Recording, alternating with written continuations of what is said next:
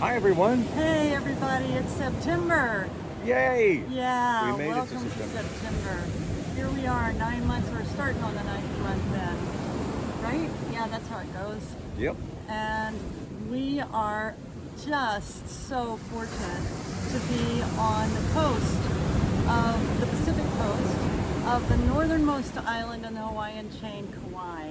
Mm, mm. Unbelievable that we get to be here. It's so fantastic. It really, truly is. And a great place to be for this month's theme, which is continuing the four elements. And this month is water. So, as you can see, the Pacific is providing the proper medium for this conversation behind us. And hopefully, you can hear us above the fabulous crashing waves. Yeah, water. Water has so much to teach us. And so our question all through has been, what do the elements of the earth, the soil, the air, the fire, the water, what do they have to teach us about moving past, not just thinking about it, not just thinking it's a great idea, but really getting past the illusion of separation. And so water really is helpful, it seems to me. Water only flows. Water doesn't resist. Water goes wherever it wants to go. But at the same time, when it hits an obstruction, it goes around it. And also, sometimes it just wears that obstruction down slowly, patiently over centuries and centuries and centuries. So, yeah, I like water too because it's been such a transformative symbol, an image for so many spiritual traditions. You know, you've got the river Styx, where you cross from this plane of existence into the next unknown plane at death. A lot of Native American cultures equate spiritual paths with rivers and major water courses. So it's a chance for transformation and often creativity. And it can be both life-giving, of course it is, and destructive, and something that really is quite chaotic. So it's sort of got it all.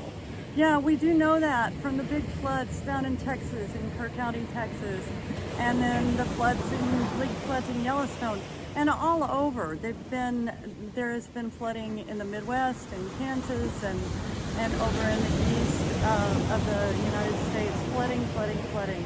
So we know that water is going to have its way, and it can really be quite challenging. So what do we have to learn? What do we have to learn from this element that reflects to us? A couple of things come to mind. One is, you know that saying, don't push the river, or you can't push the river? Push it if you want, but you can't. You can't push the river. And so water reminds us that things are going to flow the way they're going to flow. And we're going to be in it.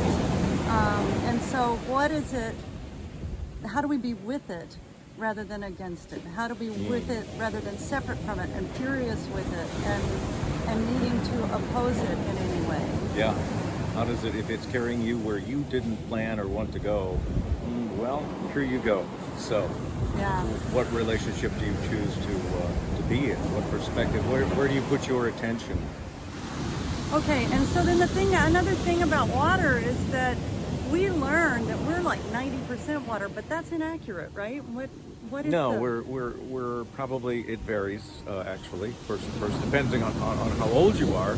It's 65%, 70% water, more water if you're an infant or a toddler.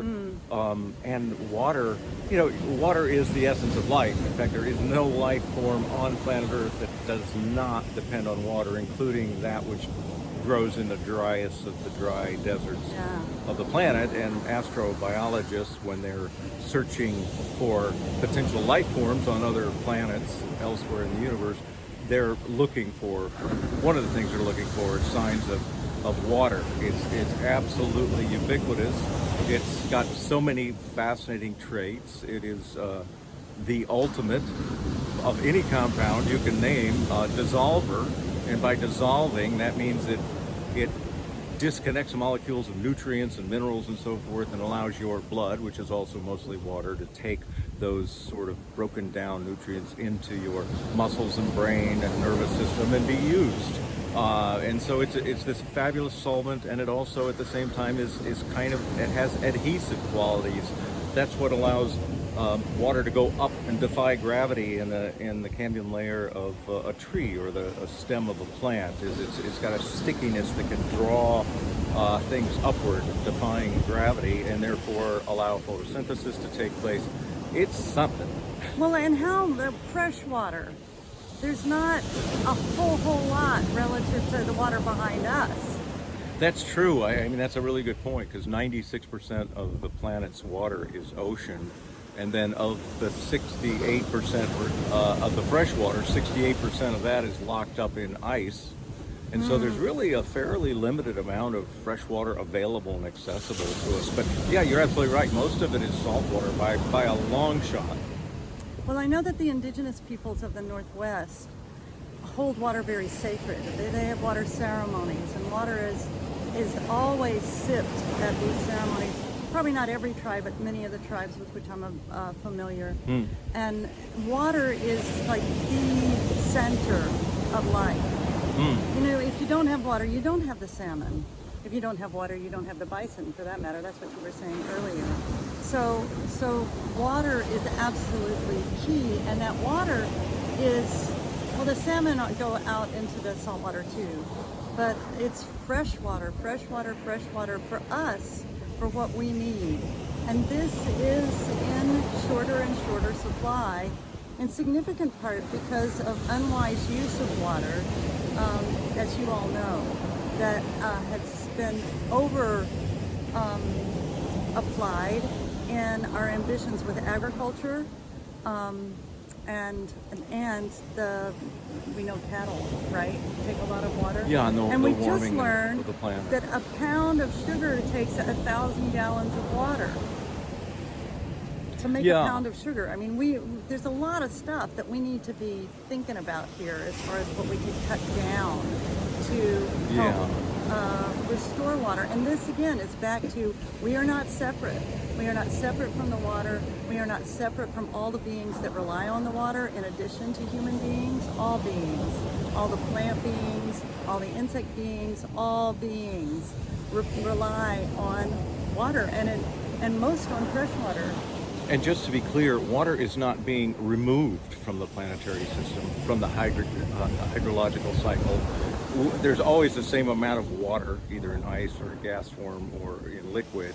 But in much of the planet, say the Western United States, there's absolutely less and less water being available, both from pumping aquifers, but also because of climate change, sort of messing up the systems so that as much rain doesn't fall, and what does fall is evaporated by higher heat. But that rain is made up for elsewhere. New England may end up being flooded routinely, and the eastern part of the United States will be flooded. So the water is not being created or destroyed. It's just being rearranged and delivered in ways that can be way more difficult for us to adjust to. Well, including the issues of pollution. Yes. Right. And so there is some recent really fascinating and quite edgy research, but great data and evidence nonetheless, that water responds to us, that responds to our emotion. It responds when we are next to water and we are feeling in a particular way. The crystals in water will form differently. When you freeze water. Yeah, that's a very interesting and kind of mind-bending, cutting-edge thing that people are playing with right now. And enough people have done that to show, but the data, if nothing else, just show that we are in relation. Yeah. We don't have control over the water that way, but the water is saying, we are you, and you are us. You know, those molecules are our molecules, and back and forth and back and forth. And then being here on the ocean, you can see the waves coming in. Yeah, there's in many traditions, But yeah, so I'm not gonna be able to remember the particular one. But there are wise people say, remember that as you look out on the ocean and you see these individual waves building and coming in, and you see, like if you were a wave on the ocean, and you feel yourself building, and you see that there are other waves next to you, little white caps, right?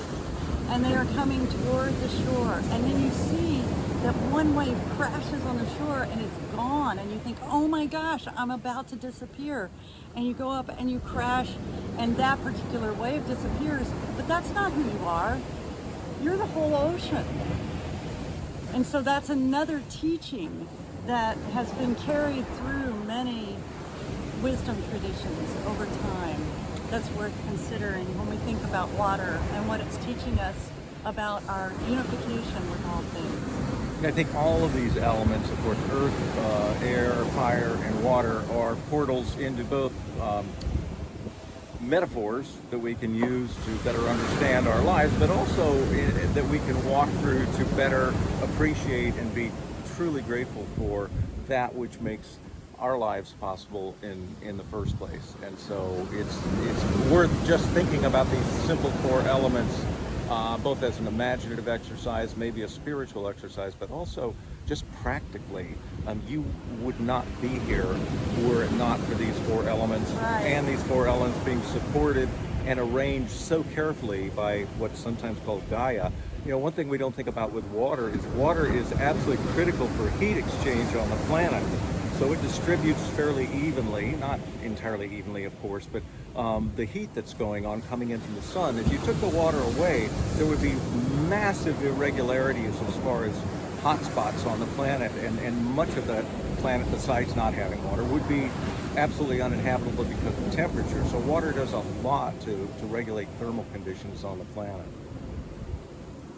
And all of this reminds me of a line in a poem that I offered to you so that you can consider it over the course of the week, say, or even over the course of the month of September.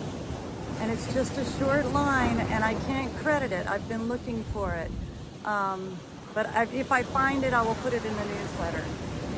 The line is, what I can be is water. So consider that. What I can be is water. And all of the things that we have mentioned that water provides for us. Water thermoregulates. Water isn't a wall. It isn't a wall. When you touch it, it gives way in the form of liquid. Water is vital for our survival and for the survival of the whole planet. Water is sacred. Water shows us in its flow what flowing looks like. And it's the only common element that can be those three states. No other common element can be both gas, or all together gas and liquid and ice. It can adapt to various conditions. And so I'm also thinking too is think of how water is used around many ceremonies for newborns and toddlers, including baptism.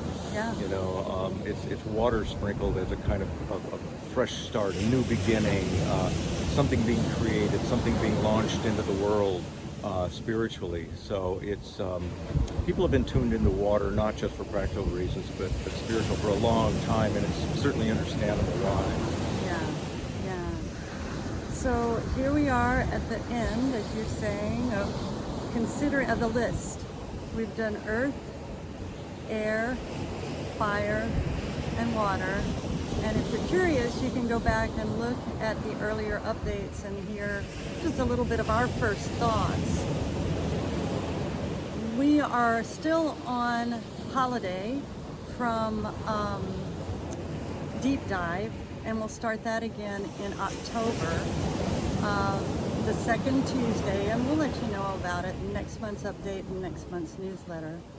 And we will try to, in the deep dive, we get to go deeper, and we get to get clearer with one another about what these elements in this case help us know about how to live in more congruence, with our hearts congruent with the planet that is us, that we are, the universe that is us, that we are. So yeah, what I can be is water. Consider that. And watch the newsletter, and we appreciate all of you and the sincerity with which you are choosing to recover your true nature in these wild human times. Take good care, have a good month, and Have a good drink September. plenty of water. Yes, yes. Okay, until next month. Bye. Bye for now.